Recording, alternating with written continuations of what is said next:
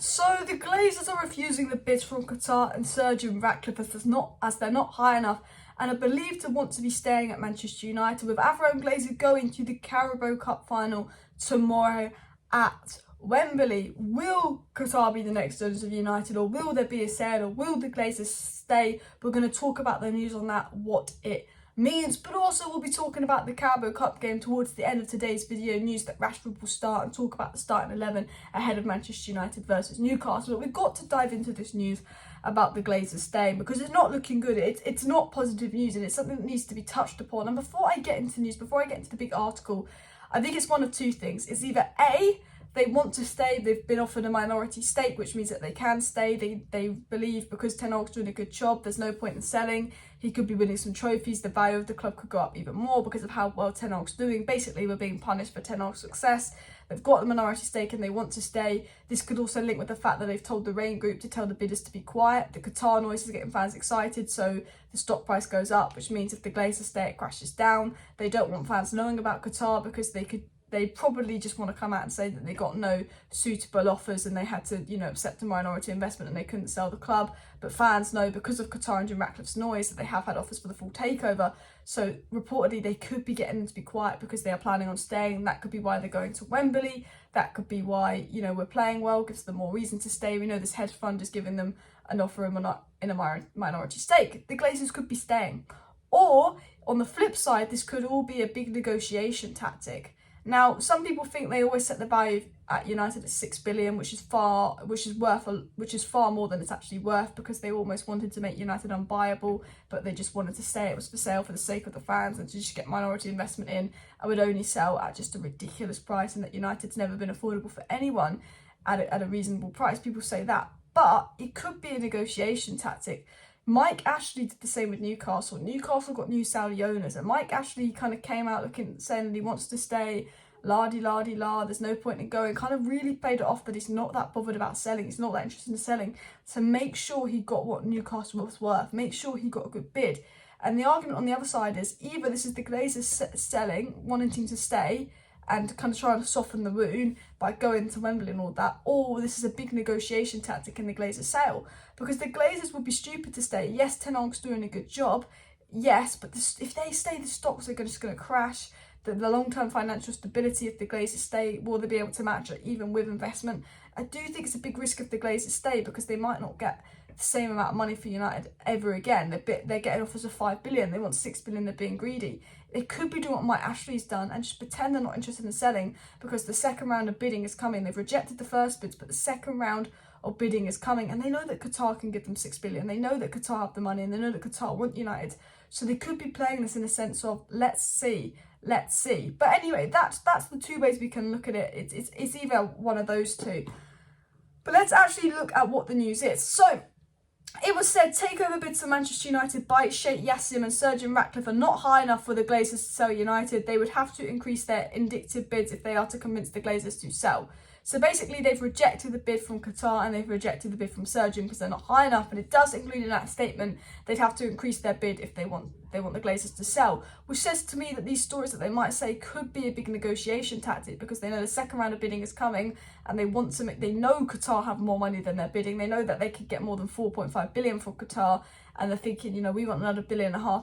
Let's pretend we're not interested in selling as a negotiation tactic to get them to sell, because that's what Mike Ashley did. It was also said the Glazers have received a variety of proposals from other potential suitors, including several minority investment proposals that would allow them to raise capital at a more attractive price and retain control of the Premier League club, and has said that they have been offered the minority stake they wanted. Now, we know the Rain Group said the goal is to oversee the full sale of United. However, we know that Joel and Avram Glazer are greedy. They like power, they like being in control of United. If they finally got a minority stake offer after 2.5 years of listening, and I think they've always wanted a minority stake, not a full sale, despite what the Rain Group says, because they've been looking for a minority stake for 2 years. They only announced the full sale bit in November. They might be like, okay, we need to get this, we want to stay, so we're going to make sure the full sale bidders are quiet now so we can get this minority stake sorted. There's that feeling there. They've been offered what they want to stay at the club. To stay at the club, they need that investment, and someone is stupid enough to offer them that. It was also said that the Glazers were expected to make a decision on whether they sell Man United or not by the summer, before the transfer window This means they're delaying the deadline. The goal was to make the decision by March so that they could be done and finalised by April, the first quarter of 2022. The Rain Group's been saying this was the goal of the Glazers, and now they've pushed back that goal to a little bit later. And it's almost like, are they waiting to see how our season plans out if we get top four, if we win a trophy? Are they waiting to see how our season plans out because they're thinking about staying? Like, that's not a good sign that the Glazers are waiting to see what happens. And it was said that the Glazers are in no rush to make a decision and under no pressure to sell. The process launched in November is still in its infancy. The Glazers aren't bothered about selling, they're under no pressure. Now, this could be a tactic that Mike Ashley used with Saudi Arabia to make sure he got what it was worth. And this could be the Glazers knowing that Qatar have got way more than they're offering, knowing that Qatar United fans are knowing that Qatar really want United and they will break the bank for United. Or this could be the Glazers going, you know what, let's wait and see till the summer. Let's wait and see where United are at. Let's see what the value of the club is come summer. It's, you know, I can't really tell you what this is. It's one of the two things I'm saying, but I can't tell you if this is a negotiation tactic or them being greedy. But I say it's a red flag that the goal was the full sale by March and now they're having second decisions, and it's because Ten Hag's playing well. That's the annoying thing. If we were sitting in 10th place right now, they would have sold the club right away. But because Ten Hag's playing well, because we're about to win a trophy in top four, because all of a sudden we're about to raise back some money, I think they're interested in staying. You know, the Glazer siblings are done, but Joe and Avram are greedy. They've been here 17 years. They've been offered 5 billion, but it's not enough for them because they are greedy little parasites.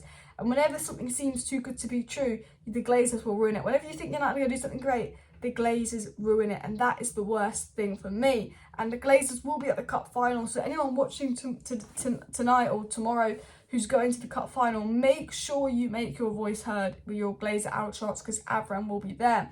And talking about the cup final, I want to get into my lineup for the cup final. We've obviously had the squad released and Marcus Rashford is in the squad for the cup final, and people say that Rashford will start in the cup final. So I'm going to give you my starting 11.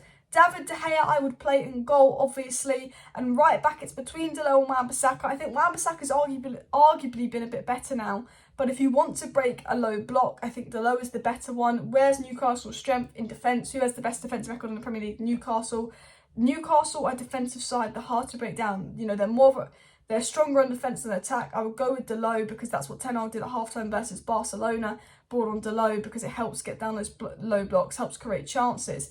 I would go with Varane and Martinez at centre back. There's no point playing Maguire or Lindelof. They can play versus West Ham. There's no point rotating in a final like this. This is the first final in 6 years, and Varane and Martinez, after the display versus Barcelona, deserve to start. And Luke Shaw left back because we know the flying impact Luke Shaw has at left back. We know that, you know, he drives up the pitch, he creates chances. Obviously, Casemiro. Next to Casemiro, I think with Fred's second half performance, you have to go with Fred.